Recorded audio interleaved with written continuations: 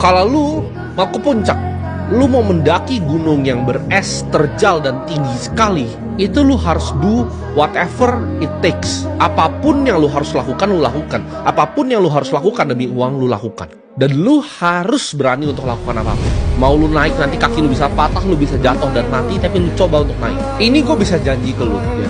Naik ke puncak, karena gue sudah berada di puncak, itu sulit sekali, terjal sekali, dan lu akan lihat banyak yang jatuh di kiri kanan lu, dan lu mungkin akan jatuh, kaki lu mungkin atau tangan lu yang patah. Tapi gue di sini untuk kasih tahu lu ya, semua perjuangan lu untuk naik gunung tersebut itu akan worth it di ujungnya.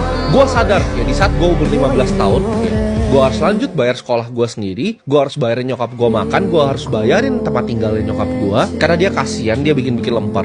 Di situ gue sadar gitu, di umur 15 tahun hidup gue sadar gue harus jadi orang yang kaya. Gue akan do whatever it takes untuk bisa kasih nyokap gue makan, untuk bisa sekolahin adek gue, untuk bisa bantu bayarin kuliah cici gue.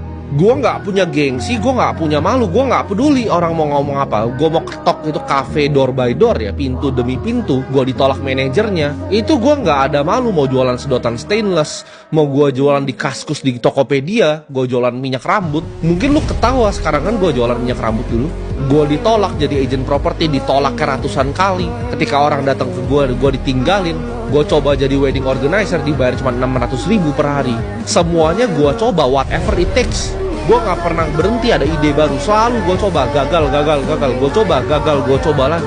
Gue itu ketika miskin ya, ketika gue gak punya duit dan gue lihat nyokap gue sulit, itu gue gak bisa tidur malam-malam. Gue gak paham lu orang-orang miskin yang bisa tidur dengan tenang. Gue bisa lihat tuh orang di gubuk gitu kan tidur tenang, goblok orang itu.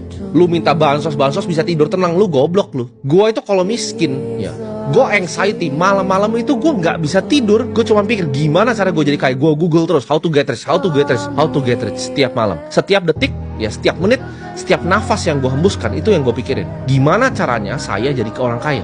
Gue mending mati daripada jadi orang miskin. Karena beneran orang miskin tuh nggak enak. Gue mending mati daripada jadi orang miskin. Gue bingung kenapa ada orang bisa naik mobil mewah sedangkan gue itu naik motor. Ketika gue udah jadi wedding organizer, gue bingung kok orang bisa makan itu lobster gitu, orang bisa makan steak yang semahal itu di hotel gitu. Sedangkan gue di sini ya, dari pagi sampai malam itu dapat 600.000 sampai 700.000 kalau dapat tip. 600 sampai 700.000. Sedangkan ada yang makan ya, itu satu dagingnya 1,2 juta. Itu 2 kali dari pendapatan gue dalam sehari. Dan gue gak dapet job setiap hari karena itu freelance. Jadi mungkin dipanggil cuman hari Sabtu, cuman hari Minggu. Lu bisa bayangin gak? Ada yang makan ya 2 kali pendapatan gue dalam sehari. Jadi 2 hari gue kerja dari jam 5 pagi tuh prosesnya sampai malam. Itu ada yang cuma di situ. Makanya di situ gue tahu ini orang main gamenya beda nih sama yang gue mainin nih. Ada yang dia tahu yang gue nggak tahu. Dan di situ gue coba untuk cari.